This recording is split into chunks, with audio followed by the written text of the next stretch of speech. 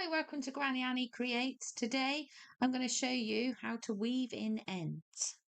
We've got this lovely bit of crochet that we're doing, and I'm going to show you how to sew in the ends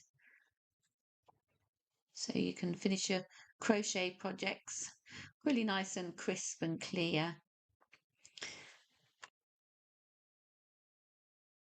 So you'll need a sewing needle with a big eye. I've got one in my little packet here, which I carry around with me. It's a nice little handmade scissor purse, and I've got a variety of big-eyed needles in there I can pull out for the different size yarns that I've got. So as you can see, there's a smaller one and a larger one, but this one, nice big eye of the needle, so it can easily thread the yarn into the needle. So I just pinch it between my thumb and finger and then push it up, and it threads nice and easy, rather than the traditional ways to try and poke it on there. You can do it, but it sort of frays the edge a little bit there. So if you have to thread it several times, it gets more difficult.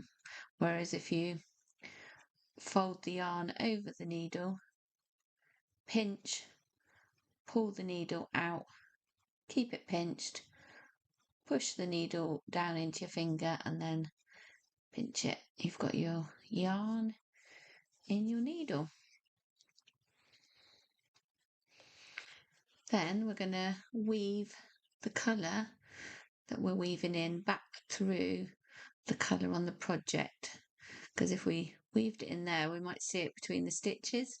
So we're going to weave our project ends into the same colour, and I'm just going in and out along that same colour. And as you can see, although you can see it between the stitches when it was moving, once we're not looking directly at that bit, it's not obvious that it's there. And then we're going to weave back, but we need to, if we went in there, we would just pull the yarn back with us. So we're going in there, into the next stitch, oh, not into the pink, and back down through the blue, like that. Try not to pull it too much, because as you pull your stitches out of alignment. And then we're going to go down again, weaving it in between the stitches, and then pulling it through, but not pulling it tight. But now we've weaved it into 3 different places on those stitches.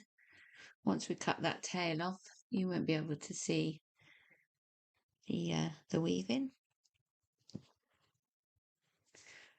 There we are. We've got one really neat woven in bit of wool. So I'll show you again with the purple one. I like to weave in my ends every sort of 4 or 5 rows, because else at the end of the project it's a big undertaking. So yeah, maybe crochet for an evening, and then at the end of the evening, or before you start the next evening's crochet, just weave in the ends. You'll thank yourself at the end of the whole project, because you'll be like, oh, thank you, I haven't got all those ends to weave in.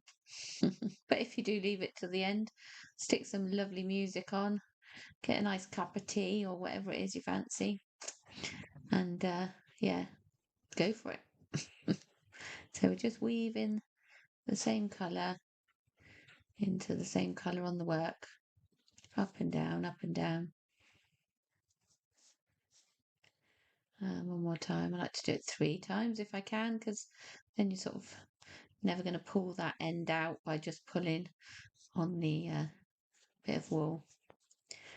And if you chop the end in on the body of the work, you won't have a tufty little bit hanging out the end there.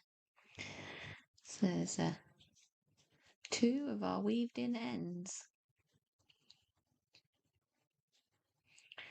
I'll show you on another video how to work in the ends so you don't have this hole sewing in the ends, but it's very important to sew in your ends. When I first started crocheting, I made a beautiful little granny square blanket. I thought, oh, all those ends to sew in. So I just tied them together and hoped for the best. But actually, it all started falling apart eventually. So I learnt my lesson.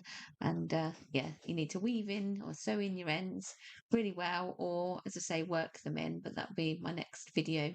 So check it out on my channel.